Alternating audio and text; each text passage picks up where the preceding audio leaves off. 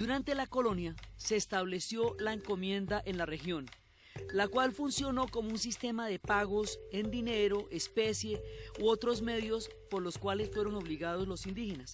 Es decir, era un sistema colonial en el que los indígenas terminaban siendo explotados por los colonos. Pero en 1765 se dio un cambio que modificó la vida de los pobladores del Amazonas.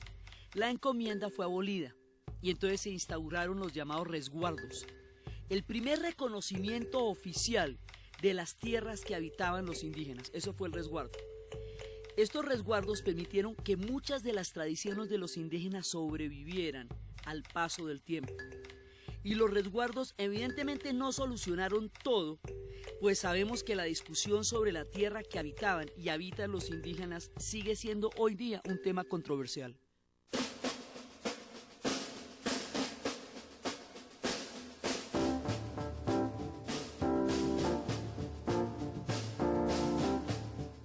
Carlos Zárate es un historiador, un investigador y un gran conocedor de la región. Y queríamos preguntarle qué estaba pasando en estos territorios durante el periodo que estamos estudiando de la independencia, más o menos desde 1774 hasta 1830, cómo se estaba viviendo acá la situación entre los dos imperios, cómo se formó todo esto. La decadencia del periodo colonial se sintió aquí con anterioridad a otras regiones y a otros sectores, porque la expulsión de los jesuitas en 1759 de la parte portuguesa y en 1767 de la parte española determinó en cierto sentido la decadencia del periodo colonial en estas regiones. Entonces eso significó que la presencia de los misioneros, que eran básicamente los principales representantes de la corona, de estas coronas en esta parte, pues determinó el abandono por parte de las coronas, de las respectivas coronas de estos territorios. Muchísimas gracias a Carlos Zárate por su valiosísima colaboración y por darnos una perspectiva de conjunto sobre lo que estaba pasando en la región en la época de la independencia. Esta historia requiere de las voces del Brasil. Don Luis es un historiador y un investigador de la región. Don Luis, em 1867 já se havia fundado Letícia. Exatamente, já tinha fundado Letícia. Então a presença já era muito importante aqui. O intercâmbio cultural prevaleceu, porque veio beneficiar o Brasil, porque Tabatinga era muito isolada, né?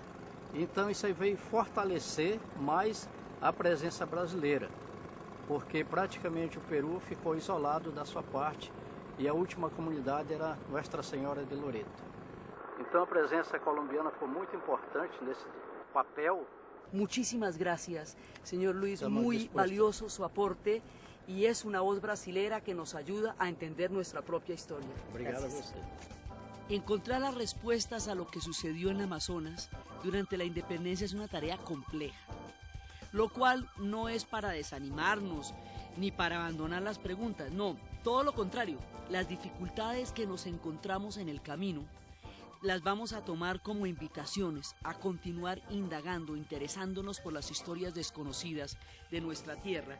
Y esa pequeña indagación que hoy pudimos compartir con ustedes es solo un abrebocas de una investigación muchísimo más grande que queda ahora en manos de todos nosotros.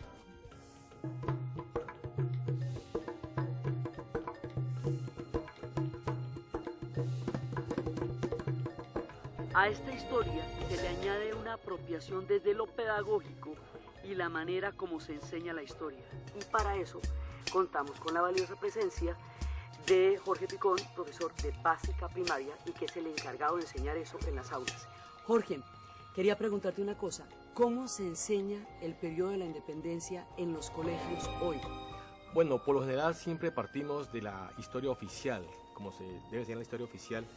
Y digamos, de este punto de vista, pues trabajamos alrededor de héroes, por ejemplo Simón Bolívar y Santander, que son los que más se explican a los muchachos, sus biografías, sus hazañas. Y de manera específica hay en los grados cuartos y quintos en donde se hace mayor énfasis en la parte de la independencia. O sea, algunos maestros estamos avanzando en unas nuevas propuestas de cómo lo regional, digamos, empieza a permear este tipo de actividad. Y además de eso hay que tener en cuenta que nuestros grupos son muy heterogéneos. Por ejemplo, en un grupo de clases de Leticia es común que haya niños peruanos, brasileños, colombianos, hayan indígenas. Entonces esto obliga a que el profesor retome estas realidades y también con estas realidades hay que hacer la historia nuestra. Esta investigación seguramente nos obligará a reconocer fuentes muchas veces olvidadas, pero igualmente importantes para cualquier investigador. Es decir, vamos a tener que rescatar el valor de las fuentes orales, de las artísticas, de las tradiciones culturales, de las canciones, de las leyendas, de las artesanías, entre muchas otras.